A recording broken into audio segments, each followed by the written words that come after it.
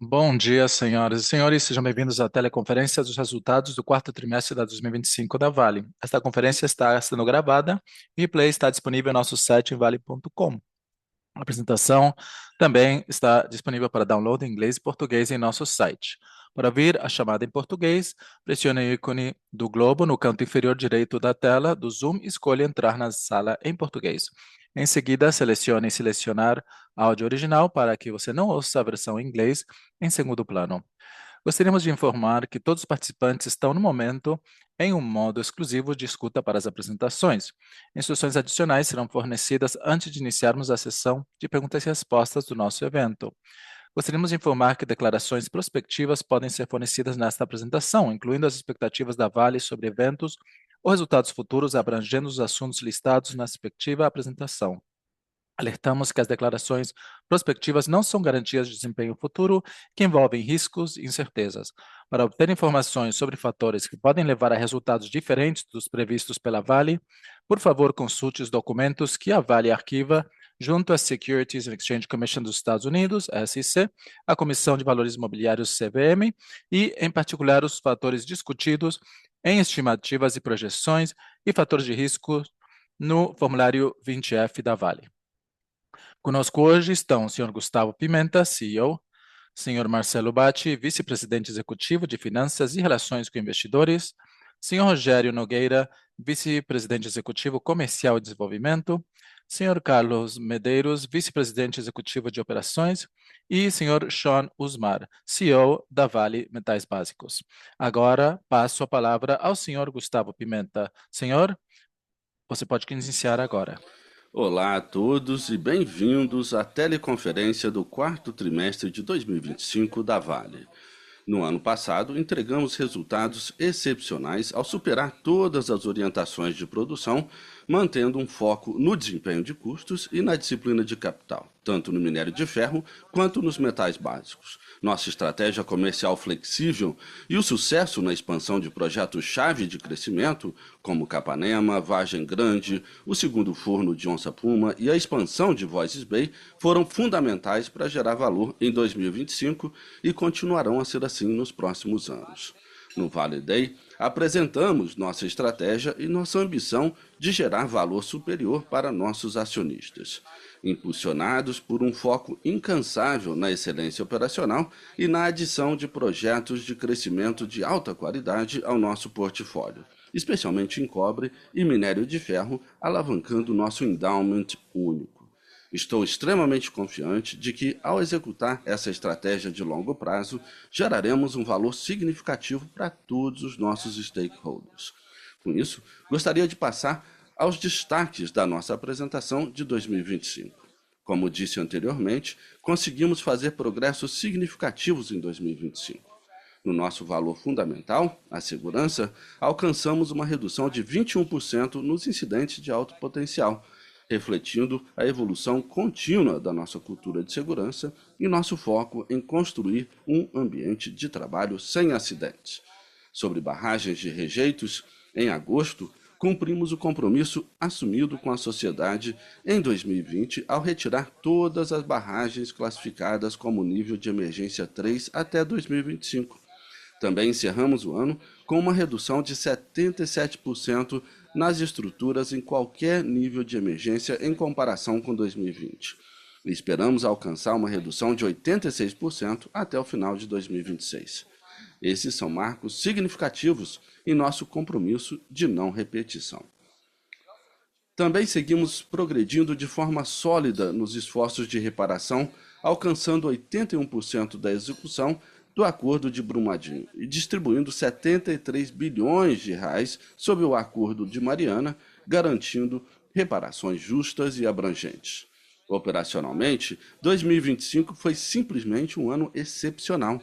Superamos os guidances de produção em todos os negócios, enquanto seguimos aprimorando a nossa competitividade. Mais uma vez, entregando reduções de custos significativas e sustentáveis. E vou falar sobre isso em mais detalhe. Em fevereiro, lançamos o programa Novo Carajás, uma iniciativa transformacional que nos ajudará a dobrar a produção de cobre, ao mesmo tempo em que viabiliza um crescimento com geração de valor na maior reserva de minério de ferro de alta qualidade do mundo. Por fim, a combinação de forte execução e um ciclo mais favorável nos permitiu superar as expectativas iniciais do mercado em termos de remuneração dos acionistas, com uma taxa de rendimento de dividendos de 2 dígitos. Entramos 2026 com grande otimismo e o mesmo foco em entregar resultados sólidos. Agora vamos falar dos negócios em detalhe. A produção de minério de ferro atingiu 336 milhões de toneladas em 2025, 3% a mais em relação ao ano anterior e o nível mais alto desde 2018. O crescimento foi impulsionado principalmente pelo início de projetos com baixa intensidade de capital, como Capanema e Vargem Grande, combinado com um desempenho muito sólido em Brucutu e S11D. Juntos, esses ativos aumentam a flexibilidade de nossas operações e fortalecem nossa matriz de produtos. No segundo semestre de 2026, começaremos a comissionar o projeto Serra Sul mais 20 milhões de toneladas, que aumentará ainda mais os volumes do nosso ativo mais competitivo. E maior flexibilidade operacional, combinada com nossa gestão ativa de portfólio, permitiu maximizar a criação de valor no negócio de minério de ferro, enquanto continuamos atendendo às necessidades de nossos clientes. A Vale Base Metals também entregou resultados excepcionais em 2025, alcançando crescimento de produção de 2 dígitos em cobre e níquel. Em cobre, atingiu 382 mil toneladas em 2025, 10% maior em relação ao ano anterior, apoiada por uma produção recorde no Brasil e um desempenho sólido dos nossos ativos de polimetálicos no Canadá. Níquel também apresentou um forte crescimento de 11%, impulsionado pela aceleração do projeto de expansão da mina Voisey's Bay e pela entrada do segundo forno de Onça Puma, atingindo 177 mil toneladas.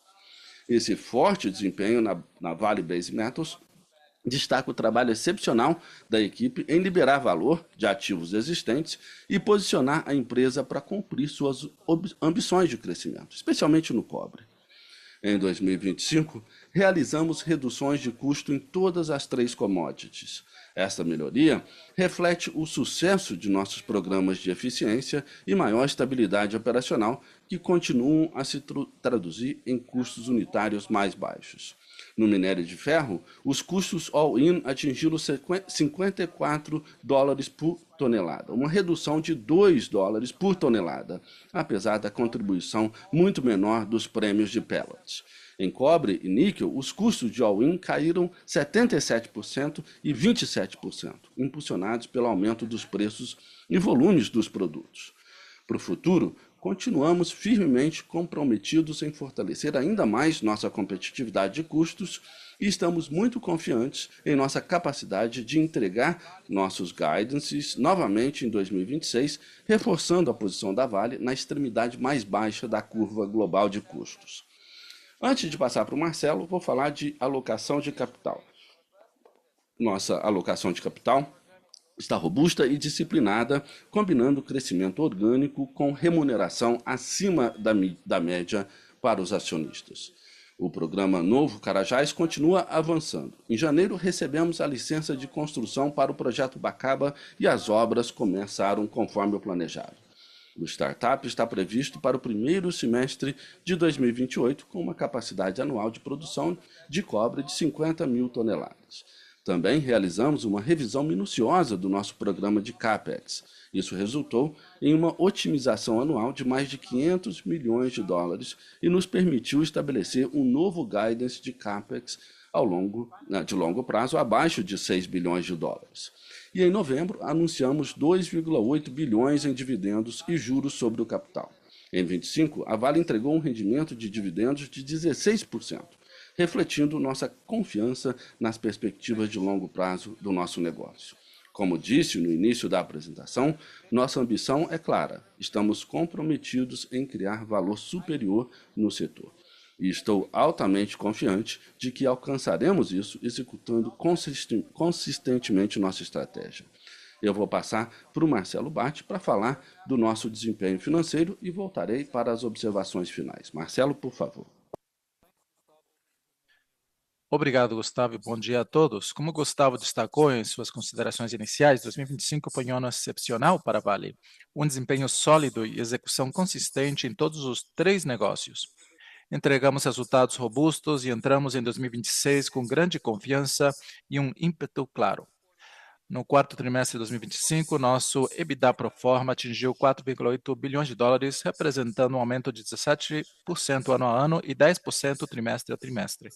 Como mostrado no slide, esse forte desempenho foi impulsionado principalmente por um excelente trimestre na Vale Base Metals, apoiado por condições favoráveis de preços para cobre e subprodutos, enquanto continuava a capturar ganhos operacionais significativos em nossas operações polimetálicas no Canadá. Como resultado, o EBITDA da Vale Base Metals mais que dobrou, tanto ano a ano quanto sequencialmente, atingindo 1,4 bilhão de dólares no trimestre, demonstrando claramente melhora no desempenho operacional, bem como o poder de lucro desse negócio. No minério de ferro, também apresentamos resultados sólidos, com o EBITDA permanecendo em sólidos 4 bilhões de dólares, com volumes de vendas maiores e preços realizados melhorados, compensando a valorização do real no trimestre. Agora vamos falar do nosso desempenho de custos. Durante o trimestre, nosso custo em caixa do C1, excluindo compras de terceiros, aumentou 13% em relação ao ano anterior. Isso foi impulsionado principalmente pela taxa de câmbio do real desfavorável e pela maiores atividades de manutenção planejada no sistema norte, com foco claro em otimizar o desempenho e garantir a confiabilidade dos ativos a longo prazo. Além disso, volumes de produção mais alto no sistema sul e sudeste contribuíram para custos médios unitários mais altos. No entanto, esse impacto foi mais do que compensado pela contribuição positiva para o EBITDA, refletindo a forte alavanca operacional do nosso portfólio. Importante também destacar que esse aumento de custos no quarto trimestre era esperado, totalmente alinhado com o nosso guidance para 2025, que encerrou o ano em 21,3 dólares por tonelada, bem no meio da faixa do guidance. Olhando para 2026, esperamos que os custos em caixa do C1 variem entre 20 e 21,5 dólares por tonelada, representando uma redução adicional ano a ano, apoiada por contínuas iniciativas de disciplina operacional e eficiência. O custo all-in também ficou em linha com o guidance para o ano, atingindo 54,3 dólares por tonelada no quarto trimestre e uma média de 54,2 dólares por tonelada em 2025. Esse desempenho anual reflete a trajetória descendente do nosso C1, bem como os ganhos da nossa estratégia de afretamento a longo prazo. Dando agora para Vale Base Metals, mais uma vez, tanto o cobre quanto o níquel proporcionam reduções consistentes nos custos all-in. No cobre, os custos all-in diminuíram 2 mil dólares por tonelada, entrando em território negativo a 0,9 mil dólares negativos por tonelada, o nível mais baixo na história do negócio. Esse desempenho excepcional foi impulsionado por fortes receitas de subprodutos, apoiadas pelo aumento dos preços de ouro e pelo aumento de produção de ouro em Salobo, combinados com desempenho operacional sólido em nossos ativos brasileiros. No níquel, os custos do all-in caíram 35% ano a ano, atingindo 9 mil dólares por tonelada. Essa melhora significativa é impulsionada principalmente pelo aumento das receitas de superprodutos, especialmente cobre, além do desempenho mais forte em Voisey's Bay e Onça Puma, que ajudaram a diluir os custos fixos. Olhando para o futuro, esperamos que a Vale Base Metals continue oferecendo melhorias operacionais ao longo de 2026, reduzindo ainda mais os custos operacionais, além da contribuição positiva dos subprodutos. No níquel, nosso foco permanece firmemente em alcançar pelo menos uma posição de break-even de caixa até o final do ano e estamos claramente no caminho certo para alcançar esse objetivo. Agora, vamos passar para a geração de caixa. Nossa geração de fluxo de caixa livre recorrente atingiu aproximadamente 1,7 bilhão no quarto trimestre, mais do que o dobro em relação ao ano passado. Essa melhora foi impulsionada pelo nosso forte desempenho EBITDA, bem como pelas entradas de caixa provenientes de liquidações de swaps de câmbio, refletindo a valorização do real brasileiro. Nosso CAPEX anual foi fechado totalmente em linha com o guidance, totalizando 5,5 dólares 5,5 bilhões de dólares. Olhando para 2026, continuamos firmemente comprometidos com uma alocação de capital disciplinada e eficiente, com um CAPEX esperado na faixa de 5,4 a 5,7 bilhões de dólares. Estamos confiantes de que podemos implementar todas as iniciativas de crescimento discutidas na Vale Day, mantendo nossas operações em um padrão muito alto, com um CAPEX anual abaixo de 6 bilhões de dólares no longo prazo, posicionando a Vale como uma das oportunidades de crescimento mais promissoras do setor. Em 2026, já esperamos ver uma redução significativa nas saídas de caixa relacionadas aos compromissos de reparação e descaracterização de barragens, à medida que esses programas avançaram significativamente no último ano. Como resultado, prevemos uma redução de aproximadamente 1,5 bilhão de dólares em desembolsos em caixa em comparação com 2025. Finalmente, como Gustavo destacou, anunciamos 2,8 bilhões de dólares em dividendos de juros sobre o capital. Desse valor, 1 bilhão de dólares foram de dividendos extraordinários pagos em janeiro, enquanto o restante estava previsto para pagamento em março. Como você pode ver no próximo slide, nossa forte geração de caixa no trimestre levou a uma redução significativa na dívida líquida expandida, encerrando o período em 15,6 bilhões de dólares. Nosso alvo permanece inalterado entre 10 a 20 bilhões, com o objetivo claro de operar em meio dessa faixa. Esse nível continuará servindo como referência para a remuneração adicional aos acionistas. Antes de retribuir a Gustavo, gostaria de enfatizar que os bons resultados que entregamos em 2025 foram possíveis graças a prioridades claramente definidas e a um foco geral na execução disciplinada. Nossa criação de valor está ancorada em uma abordagem consistente e disciplinada, alocação de capital que continuará a orientar nossas decisões daqui para frente. Com essa base estabelecida, esperamos continuar avançando em nossa estratégia de crescimento enquanto retornamos consistentemente valor aos nossos acionistas. Com isso, passo a palavra a Gustavo para suas conclusões. Obrigado, Marcelo. Eu vou resumir as principais mensagens de hoje. Primeiro, a segurança continua no centro de tudo que fazemos, e nosso desempenho nos últimos anos reforça que estamos na direção correta. Segundo, nossa cultura e estratégia são grandes facilitadores da nossa ambição de entregar consistentemente valor superior aos nossos acionistas. Terceiro, a excelência operacional continua sendo um pilar central do nosso desempenho. Cumprimos todos os nossos guidance em 2025 e permaneceremos totalmente focados em manter um desempenho operacional sólido em nossos negócios. Ao mesmo tempo, estamos acelerando oportunidades de crescimento que aumentam o valor, como o programa Novo Carajás, oferecendo uma proposta de valor altamente competitiva e atraente. E, por fim, nossa abordagem disciplinada à alocação de capital permanece inalterada, apoiando nossa capacidade de entregar retornos atraentes aos acionistas. Eu gostaria de reafirmar nossa confiança na empresa e em sua capacidade de desbloquear ainda mais valor em 2026 e além. Estamos experimentando o desempenho operacional mais forte da história da Vale, o que nos permite maximizar o valor dos nossos ativos enquanto posicionamos a empresa para oportunidades de crescimento com geração de valor. Isso num momento especial para a indústria, onde a mineração se torna essencial para tudo o que fazemos, desde a transição energética até a IA, e acreditamos que a Vale pode desempenhar um papel fundamental. Vamos para perguntas e respostas. Vamos passar às perguntas. Se tiverem uma pergunta, por favor, levantem a mão. Se a pergunta já foi respondida, podem baixar a mão. Por favor, faça suas perguntas em inglês e limitem as perguntas a 2 de cada vez.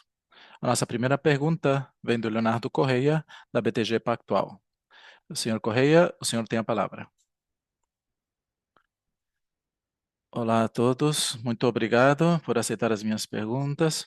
Então, tenho algumas perguntas. Primeiramente, a pergunta para o Sean, em relação aos resultados sólidos que nós vemos na VBM, Sean.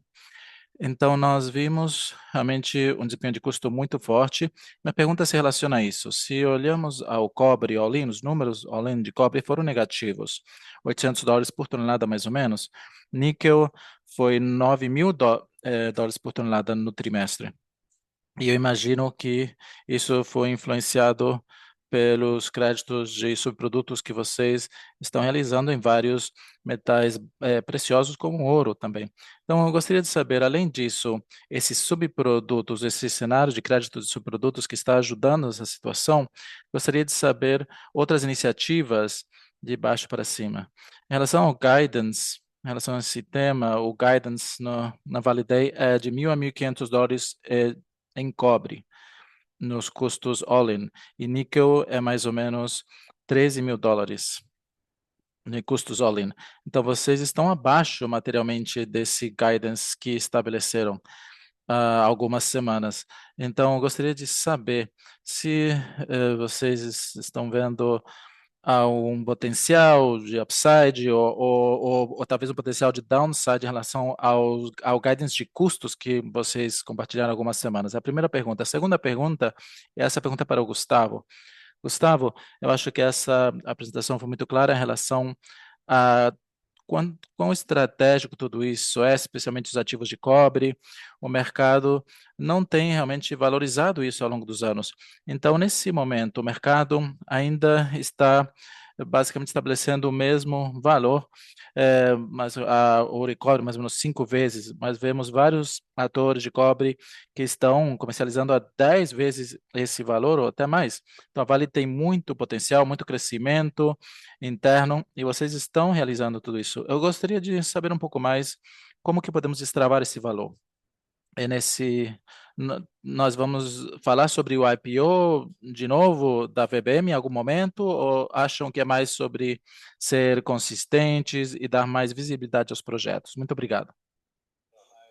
Olá, Leonardo. É bom falar com você novamente e obrigado pelas duas perguntas. Eu acho que a pergunta sobre custo e também melhorias e sustentabilidade em curso, a sua tese está correta. Nós falamos muito sobre isso no último ano. Se você se lembra, quando eu comecei nesse meu papel, nós começamos uma reestruturação grande, né, reduzindo 1/3 do overhead global. Com o Catalysta, nós mudamos o modelo operacional com um mais enxuto e descentralizado. As nossas metas eram de 200 milhões, né, numa base de caixa, quase metade entre custo e capital, conforme aprovamos a alocação de capital, e conforme passamos ao longo do ano, encontramos mais oportunidades e também focamos na execução operacional. E ao pensar sobre isso, a gente chegou a 400 milhões, o dobro do que antecipamos, com um foco intenso no que você viu de ramp-up, né, de vários projetos, reduzindo o custo fixo, diluindo o custo fixo, aumentando volumes e mantendo a disciplina no cobre e no níquel também. E você vai ver isso até no nosso guidance do Vale Day, esse ano também, ao longo do ano, que o foco está aumentando em conseguir obter as toneladas, ao mesmo tempo em que alavancamos o desempenho de custo do negócio. Esse é nosso compromisso e continuaremos a atualizá-los. Sobre os números do guidance, claro, está muito precoce no ano, a gente está nos trilhos e você entende, claro, a volatilidade, né, dos preços e dos subprodutos, mas é sim uma vantagem, um recurso e vai, se continuar nesse regime de preço, vai ter uma vantagem sim. Léo, eu vou responder à segunda pergunta. E olha, o mercado está começando a valorizar e perceber o valor que o nosso negócio de metais básicos pode trazer para a mesa. Há alguns anos tivemos várias discussões sobre turnaround, né? E o negócio está operando muito bem, que era a nossa primeira meta ao fazer o carve-out. E eu estou muito feliz de ver esse grande desempenho no negócio. Agora, dito isso, temos muito trabalho para fazer para mostrar que a gente pode entregar o crescimento também, tem um potencial muito grande de crescimento na reserva, no endowment que a Vale tem. Nós estamos com 380 quilotoneladas por ano e podemos trabalhar para dobrá-la, que é o mandato para a equipe. Quanto mais o Sean e a equipe olham o nosso portfólio de ativos e projetos, mais empolgados eles se tornam com relação às oportunidades. Então, agora, precisamos alavancar esses projetos, conseguimos a licença de instalação para Bacaba, pedimos a licença preliminar para Alemão, então as coisas estão avançando. E uma vez que consigamos demonstrar para o mercado que podemos operar os ativos bem e também crescer mais rapidamente do que os nossos pares, com a reserva e carteira que temos de cobre, nós vamos sim conseguir preço de ação como ela deve ser reconhecida. E é isso que a equipe está fazendo. E se em algum momento a gente decidir fazer algum tipo de transação de mercado de capital, vamos avaliar qual é a forma ideal de financiar, custear os negócios. Mas nesse momento o foco é em operar bem e acelerar o programa de crescimento. A nossa próxima pergunta vem do Daniel Sasson, da Itaú BBA. Muito obrigado por aceitar a minha pergunta. A primeira pergunta é para o Rogério.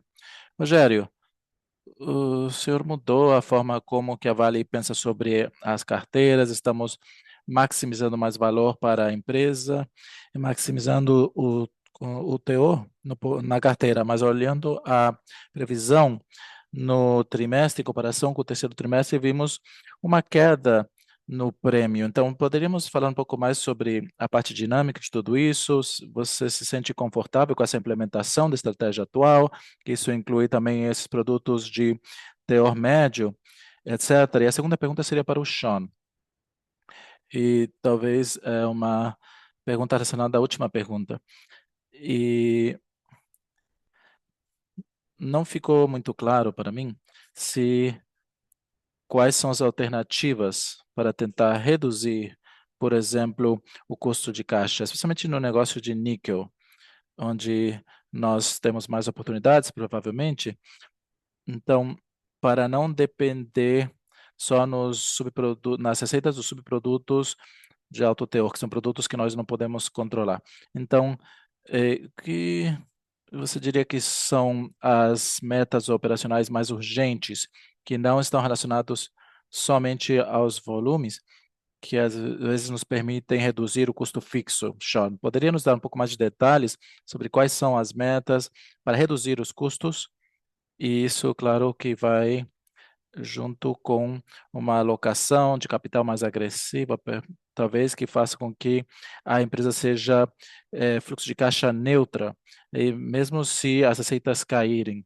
Essas são as perguntas. Obrigado. Olá, Daniel. É o Rogério. Eu vou responder a primeira parte da pergunta e obrigado por fazê-la.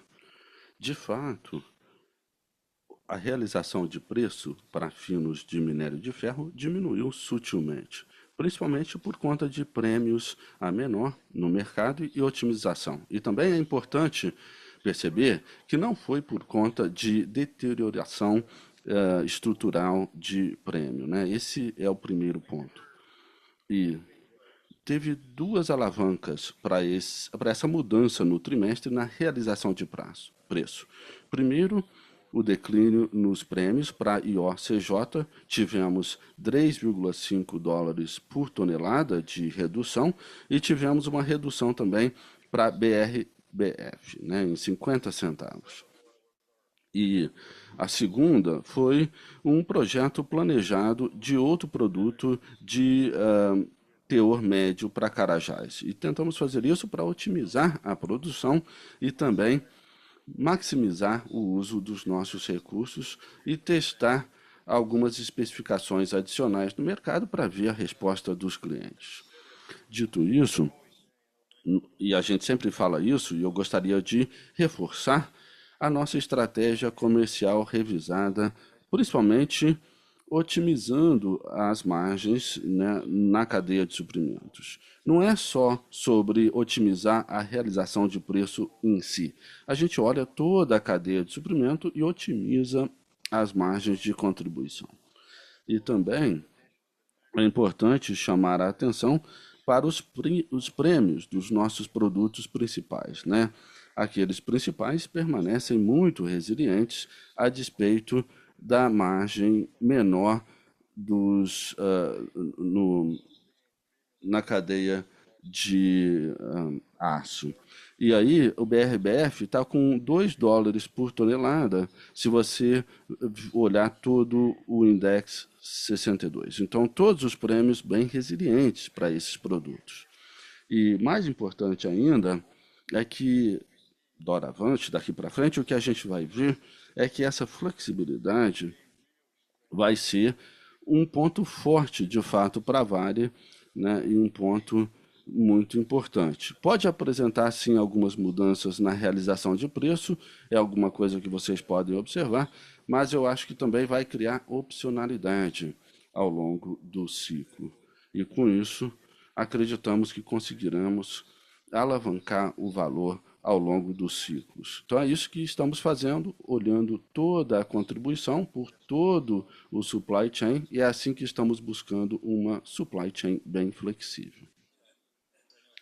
Sim, Daniel, e sobre a segunda parte da pergunta, só para esclarecer um pouco melhor, a primeira coisa, como você disse, a gente precisa desenvolver um histórico de execução, não só sobre custo, mas também sobre volume.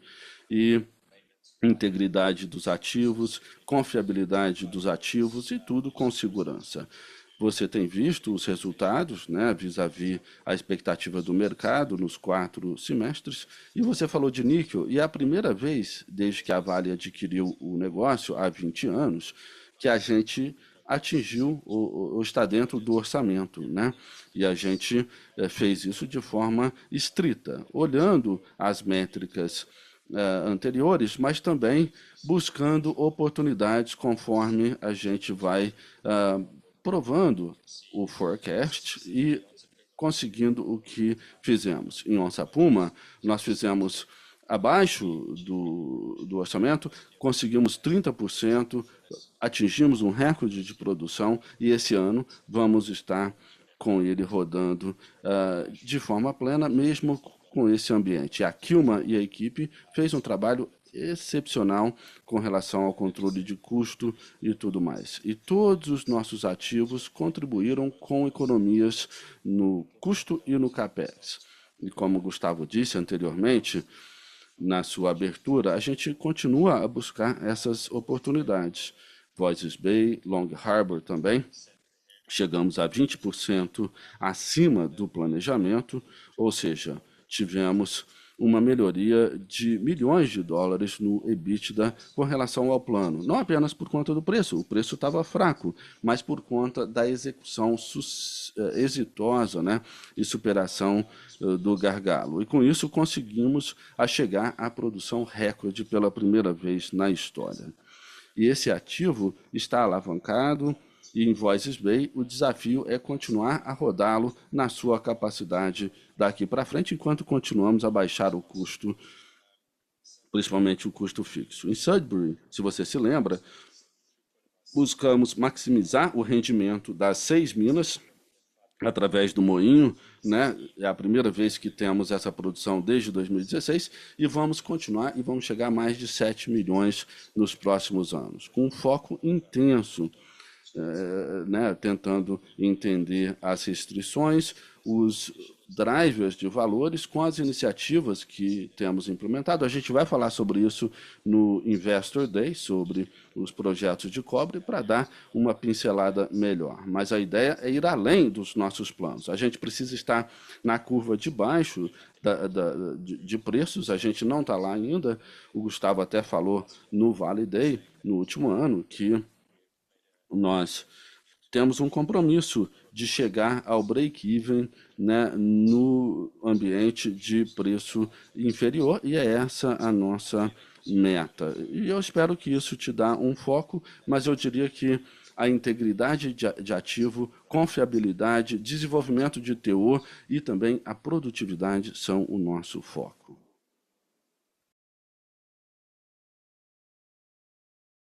A próxima pergunta é do Alex Hacking do City. O senhor tem a palavra. Obrigado. Eu tinha algumas perguntas sobre o níquel. Dada a experiência que vocês têm nas operações na Indonésia, como que vocês interpretam as mudanças nas licenças na Indonésia, primeiramente? E a segunda pergunta, vocês veem isso como algo que pode ser uma mudança estrutural para o mercado de níquel em relação ao fornecimento e ao preço? Obrigado. Olha, é uma pergunta que todos estão fazendo. Você viu a resposta de preço nos últimos períodos? A gente tem visto um guidance claro e também com a questão do governo da Indonésia, que tem a capacidade agora de abordar esse oversupply, esse suprimento a maior, e é esse o foco. Então, com relação à questão que foi levantada também anteriormente, nós estamos otimisticamente cuidadosos e a gente está ainda focando na curva de custo. Eu não quero confiar na generosidade de outros para garantir que esse negócio seja resiliente. A gente está focando no preço.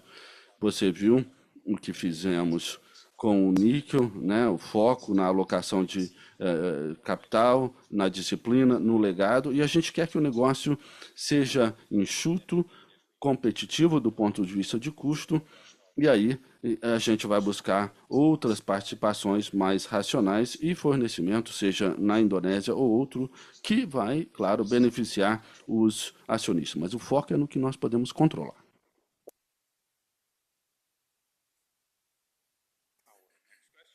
A próxima pergunta é do Caio Ribeiro, do Bank of America. Senhor Ribeiro, o senhor tem a palavra. Bom dia a todos, muito obrigado pela oportunidade.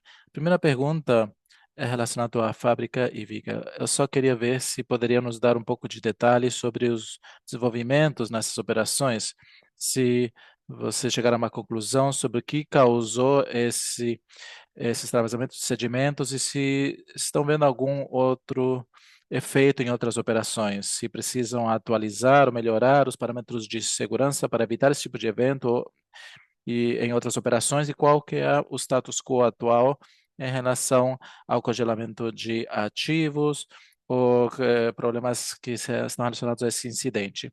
E o segundo ponto é claramente a empresa tem avançado em evitar riscos, descaracterizando barragens, também mudando os níveis de emergência. Isso é chave para realmente melhorar esse processo, mas gostaria de saber se poderiam compartilhar alguns detalhes sobre quanto que vocês acham que ainda está limitando o investimento na Vale, quais são esses gatilhos principais, catalisadores que vocês poderiam entregar nos próximos anos para destravar essas restrições. Obrigado.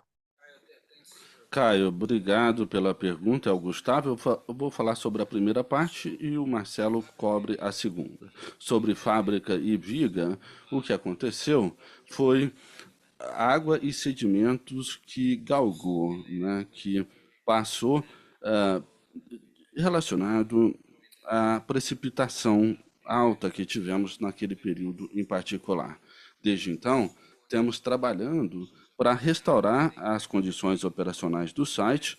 O impacto foi limitado, então a gente espera que nas próximas 2 ou 3 semanas a maior parte do trabalho seja concluído e a gente vai restabelecer as operações, dependendo, claro, também das autoridades para retomar as operações. A gente está dando uma pincelada, olhando as operações para ver como é que a gente pode se tornar ainda mais resiliente dadas as mudanças que temos enfrentado de mudanças climáticas e vamos incorporar essas lições nas nossas instalações existentes e outras. E é importante enfatizar que nenhuma barragem ou estrutura geotécnica sofreu qualquer impacto. Na verdade, desempenharam muito bem nessa estação. Nós as monitoramos em tempo integral e o trabalho que temos feito ao longo dos anos tem demonstrado que, de fato, continuam a ser resilientes e estão desempenhando muito bem. Não obstante, a gente vai olhar no retrovisor para saber o que mais podemos fazer para garantir que tal evento ou evento similar não aconteça. É isso que a equipe está fazendo. Agora, do ponto de vista prático, o impacto foi contido, limitado, e estamos trabalhando nesse momento em tempo integral para poder trazer à tona ou de volta essas operações. É o Marcelo aqui. Sobre a sua segunda pergunta, a nossa estimativa é que logo depois dos acidentes tivemos 5 trilhões de dólares de ativos em gestão, em equity e em renda fixa, que ficou restrito de investir na Vale. Desde então, a maior parte da recuperação que tivemos foi no último ano, né? 30% disso, ou 1,5 trilhão, que foi destravado ou desbloqueado dessa restrição. Eu acho que os principais eventos relacionados têm a ver com a melhoria nas ratings de ESG, que eles seguem e a gente tem melhorado, e também alguns têm os seus próprios critérios. Então, além de trabalhar entregando os KPIs que são importantes para as classificações ESGs, a gente tem trabalhado diretamente com esses investidores para entender o que ainda precisamos fazer para voltar para as suas carteiras. Por exemplo, no próximo maio teremos um outro roadshow na Escandinávia, que é onde estão essas restrições, de forma a demonstrar essas melhorias e ter uma interação direta com esses investidores. Então, isso está acontecendo gradualmente e a gente precisa continuar a entregar os resultados para acelerar o processo.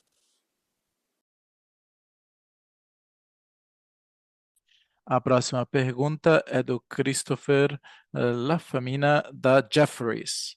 Senhor Lafamina, o senhor tem a palavra. Muito obrigado por aceitar a minha pergunta. E a minha primeira pergunta é sobre a extração comercial em minério de ferro. Então, eu queria saber alguns fatores. Primeiramente, surgindo CRMG, que ainda está fazendo muito mistura, muito blending. Isso impacta os prêmios que podem obter em alguns desses minérios blendados. Eu gostaria de ver como que esse MRG pode impactar essa produção. E o segundo ponto, em relação ao preço. O preço, em comparação com o benchmark, historicamente, está em níveis históricos. Isso essa porcentagem. Então, minha pergunta é como que estão os clientes em relação ao benchmark, em relação ao preço? Estamos olhando esses números históricos ou estamos esperando maiores prêmios? Então, basicamente, historicamente, o prêmio é 5% agora, então, mas em comparação com o benchmark, o prêmio deveria ser maior. Então, não sei se ficou clara a minha pergunta, mas eu aceito qualquer esclarecimento. Obrigado. Oi, é o Rogério. Tá claro. Sobre o CMRG e a estratégia de blending, nós temos discutido com a CMRG com a visão de criar oportunidades que sejam boas para todos. Precisa ser algo em que a gente possa operar de forma a criar valor para ambos. Com relação à estratégia de blending, a CMRG tem as suas metas de ter os arcos de blendagem, mas não acreditamos que vá afetar a nossa estratégia de blending na China. E mesmo que tenham os pátios de blendagem lá, a gente precisa pensar no mundo como um único forno ou alto forno. Então, whatever, qualquer coisa que chega faz a diferença, né? E ajuda. Então, pensamento é que tipo de produto, de químico, de distribuição a gente pode oferecer para esse grande alto forno mundial, por assim dizer. A segunda pergunta sobre o benchmark, o que fazemos nos nossos contratos é ter uma cesta de índices. Alguns usam Platts 62, outros Metal Bulletin 62, ou com baixa alúmina. Então, de alguma forma, alguns clientes estão buscando passar do 62 para 61, que vai ser um índice mais líquido no mercado, e essa é uma realidade. Agora, não afeta a realização de preço que temos. Pode afetar o diferencial de preço, se afetar.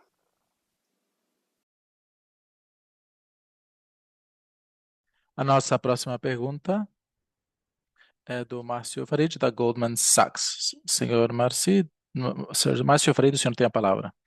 Muito obrigado a todos pela oportunidade. Bom, talvez uma pergunta relacionada ao que o Rogério disse, um ponto importante sobre o que está acontecendo no mercado em relação ao declínio do teor, e nós estamos vendo que essa 65% não muda a realização de preço, mas a pergunta é se muda os recursos gerais da Vale e a capacidade.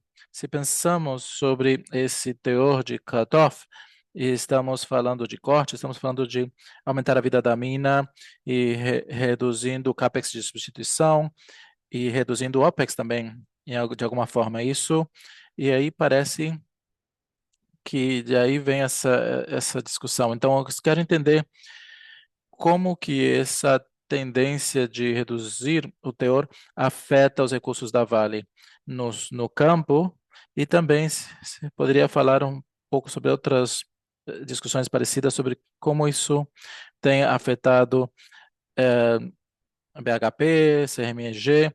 Então, basicamente, com essas conversas eh, mais sólidas que podem contaminar a Vale também.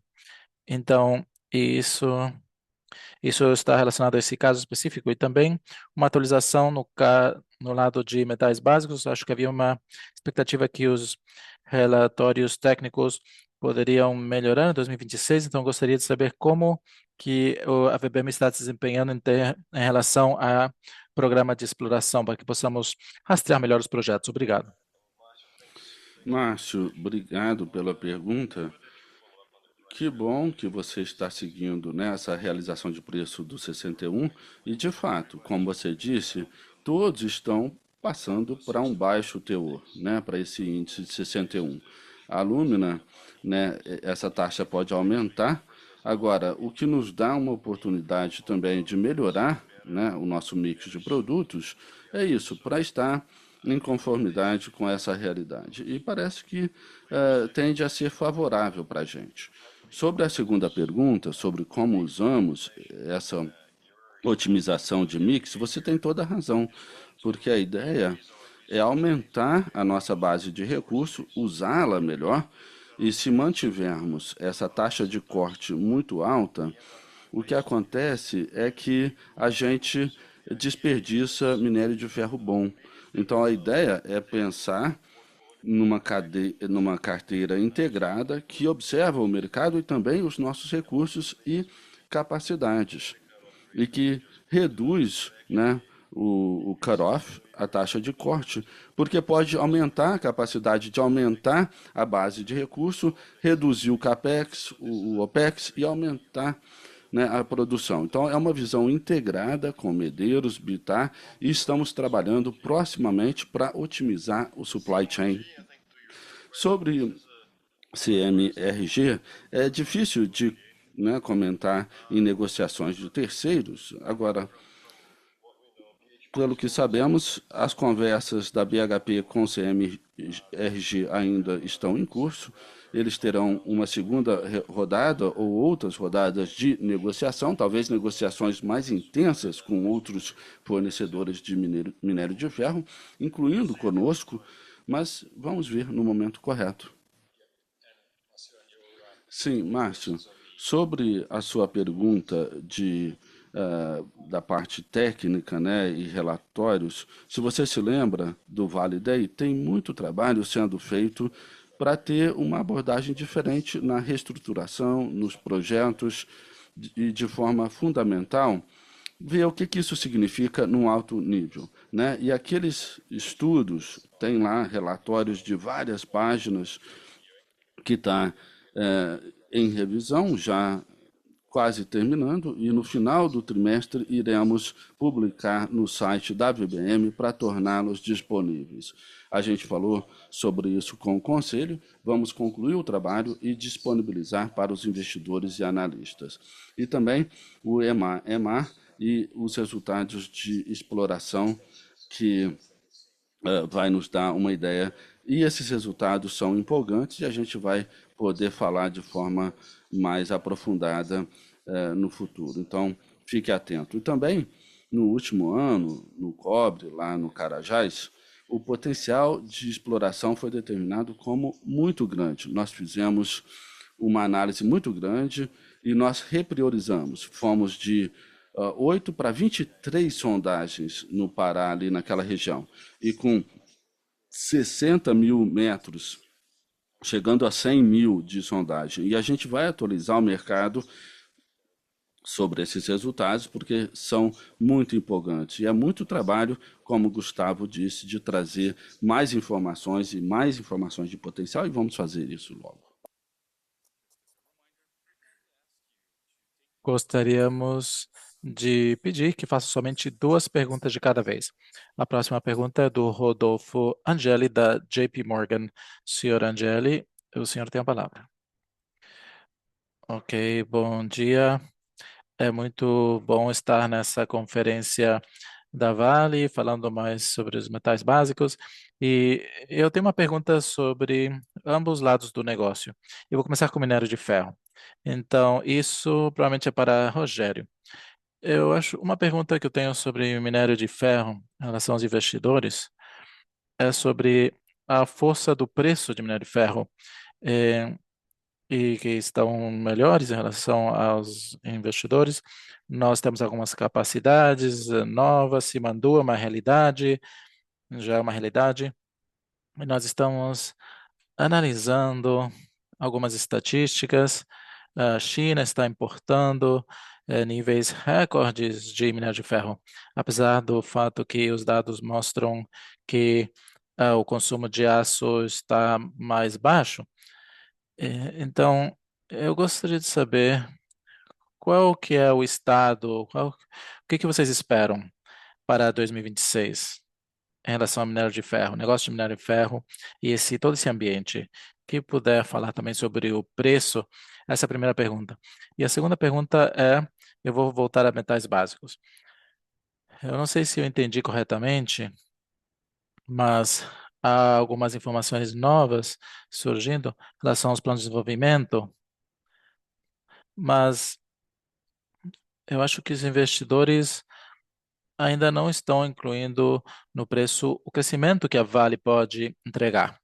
E, no final das contas, quando nós tivermos um plano mais detalhado, eh, eu acho que no momento é uma ambição real, mas se temos que ver como que vamos chegar lá, de fato, com essa intensidade de CAPEX, com esses projetos, então eu acho que isso seria um gatilho para que todos comecem a realmente precificar esse crescimento na Vale, no crescimento de cobre da Vale. Seria razoável esperar, então, isso a curto prazo? E se não, o senhor poderia comentar um pouco sobre quais seriam as expectativas em relação à intensidade de CAPEX? Pelo menos de forma relativa, em comparação com a indústria, se não puder compartilhar números de fato, só para termos uma ideia. Muito obrigado. Olá, Rodolfo, é o Rogério aqui. Eu sei que não é fácil entender a China esses dias, mas a gente vê indicativos de bons fundamentos, né, para o aço e também para o minério de ferro. E a gente vê isso globalmente. A China, como você sabe, a fabricação de infraestrutura ainda dá grande apoio, né, à demanda de aço, a despeito dos desafios que vemos e sabemos, né, no setor de propriedades. E também a gente tem visto exportação de aço direta e indireta que a gente acredita permaneça em altos níveis. Pelo menos é essa a nossa perspectiva. E com base nisso, o que a gente percebe é a produção de aço bruto, né, para 2026, que vai estar no mesmo nível que no último ano na China. E fora da China, a gente vê que os fundamentos de mercado estão positivos, né? Estiveram em todas as regiões.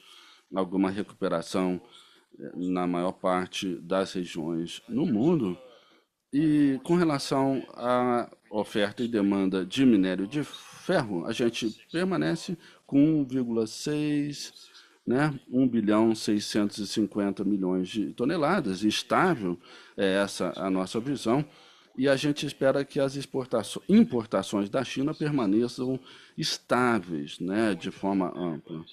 Uma coisa que todo mundo está percebendo também é o alto nível de inventário nos portos chineses, né, que está 1,70 milhões, chegando a 1,60, né, 160, e numa base agregada ou consolidada, com os inventários nas siderúrgicas, tem uma compensação. Eles aumentaram em 20 milhões de toneladas. né?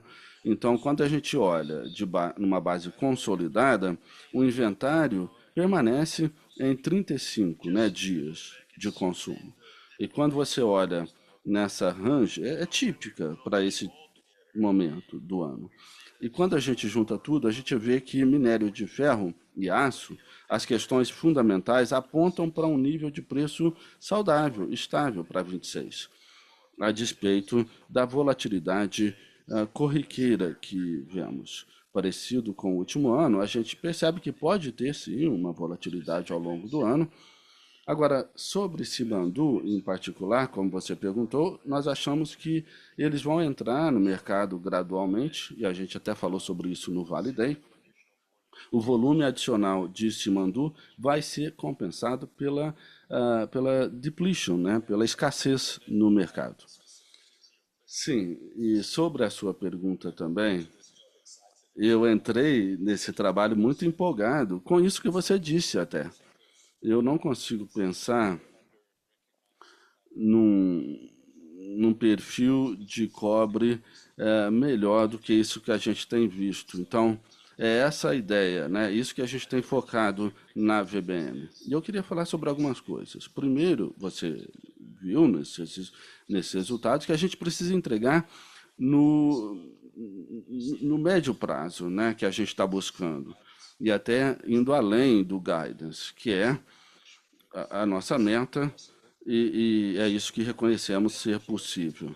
E se você perceber no material do Vale Day, tem um foco muito grande nisso. E a gente até falou, conforme a gente reestruturou a nossa abordagem nos projetos, especialmente no crescimento do cobre, a gente pegou projetos com baixa intensidade de capital. Por exemplo, Bacaba. A gente está nos trilhos para executar, chegando lá na primeira metade de 2028, com metade do capital, né? 50% mais ou menos do que foi antecipado. E é um projeto brownfield em termos de risco. E, de fato, bastante atraente do ponto de vista de intensidade de capital. Né? Flotação de partículas também, né? Que, enfim, nós vamos avançar ali no Salobo. A gente tem trabalhado nessa, o quê? 50%, né? Do que se esperava. Alemão também, que é o próximo, que é um site Brownfield, a gente mudou o método de lavra de sublevel Cape para Stoping, chegando acima de 20, ou seja, até em novembro a gente pediu a primeira licença. Então a gente tem essa meta, a gente acelerou, mudou a sequência, e isso tem pontos favoráveis. Você vai ver no site até a intensidade de capital. Então, os estudos técnicos, a execução, né? A equipe vai, no médio prazo, até talvez no Investor Day, entrar em mais detalhes com a equipe, falar dos projetos, dos detalhes, das melhorias operacionais e na melhoria de custo, seja no níquel ou cobre. Né? E a outra parte é a exploração, que é muito empolgante e que não está apreciada como deveria. A próxima pergunta é do Carlos de Alba, da Morgan Stanley. O senhor tem a palavra. Bom dia, muito obrigado. Eu gostaria de voltar um pouco à alocação de capital. Dado o valor da ação, da Vale, e onde vocês estão nessa dívida líquida expandida, nessa faixa, qual é a visão para retornar caixa aos acionistas, seja com recompras ou mais dividendos extraordinários? Como que a empresa está pensando a respeito? Olá, Carlos, é o Marcelo. Olha, as condições de mercado atuais são favoráveis para a geração de fluxo de caixa. Caso a gente siga na direção, né, abaixo do meio lá da nossa range de dívida líquida expandida, a gente pode ter retornos adicionais para os acionistas. No último ano, favorecemos os dividendos por conta da mudança no imposto que entrou em efeito no início desse ano. Para alocações futuras, vamos ver qual a situação no momento, vamos buscar um equilíbrio, mas vai depender da valuation relativa, mas vamos considerar ambos, né? Buybacks e dividendos. A próxima pergunta é do Rafael Barcelos, da Bradesco BBI. O senhor tem a palavra, senhor Barcelos.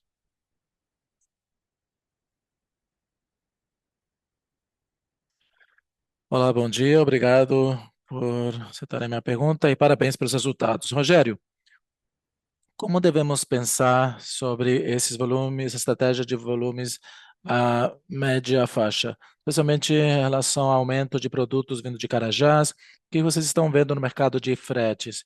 Parece que está mais forte esse ano, vemos algumas curvas de projeção mais alta, então estou interessado para entender. Eu sei que a Vale está protegida contra essa volatilidade a curto prazo, mas qual pode ser o impacto potencial das dinâmicas de frete na empresa e também nessa curva de custo geral? E a segunda pergunta é sobre iniciativas de fusão, aquisições e M&As.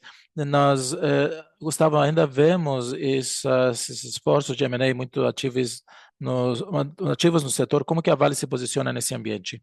E recentemente nós vimos discussões com a Rio Tinto e a Glencore, alguns movimentos.